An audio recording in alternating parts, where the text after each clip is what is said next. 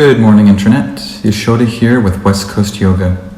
Today we're discussing the apology from Jayadvaita Swami. In 1990, Back to Godhead magazine took a year off from publication. This year marked a lot of turmoil for the ISKCON society. There were the Ritvik debates in San Diego.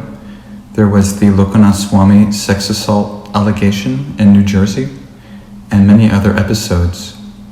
So Back to Godhead took a year off from publication, and in 1991, when the magazine returned, it had a new editor-in-chief.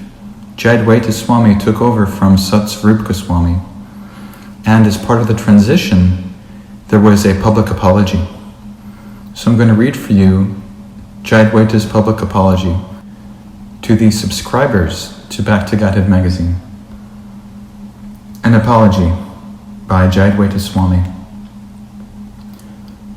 In the difficult times after Srila Prabhupada departed this world, misunderstandings arose on a crucial issue: who would be the next spiritual master?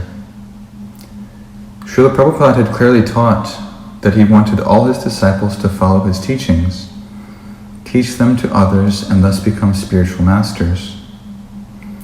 But by the influence of Maya, illusion, a different idea soon evolved, that Srila Prabhupada had appointed 11 pure devotees to serve as the gurus after him.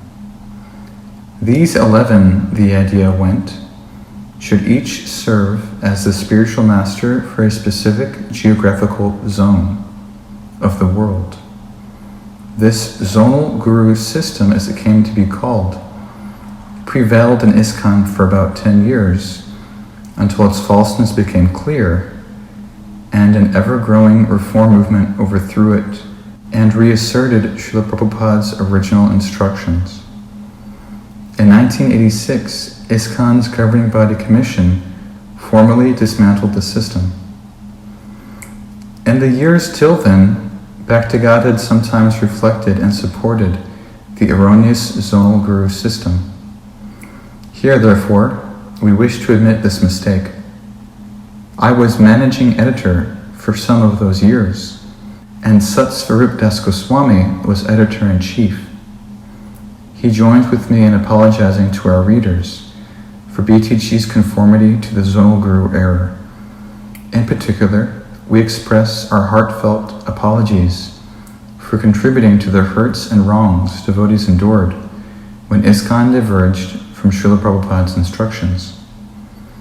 May Lord Krishna henceforward keep us straight on the path of Krishna consciousness, as Srila Prabhupada taught it. Hare Krishna, Jayadvaita Swami, Editor-in-Chief. Now, if this was a secular institution, Jayadvaita would likely be fired or would have to resign.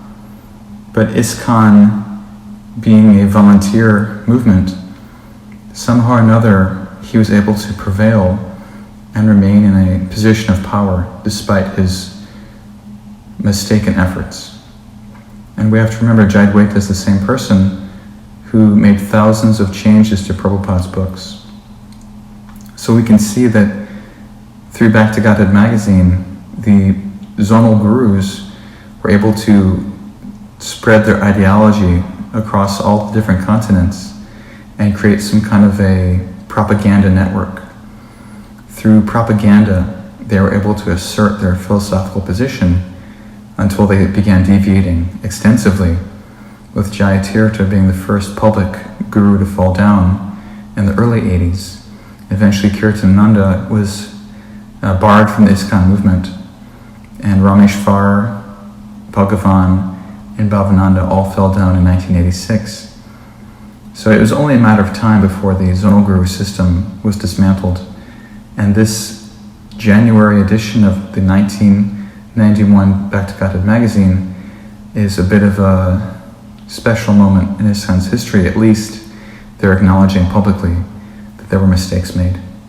Thank you very much.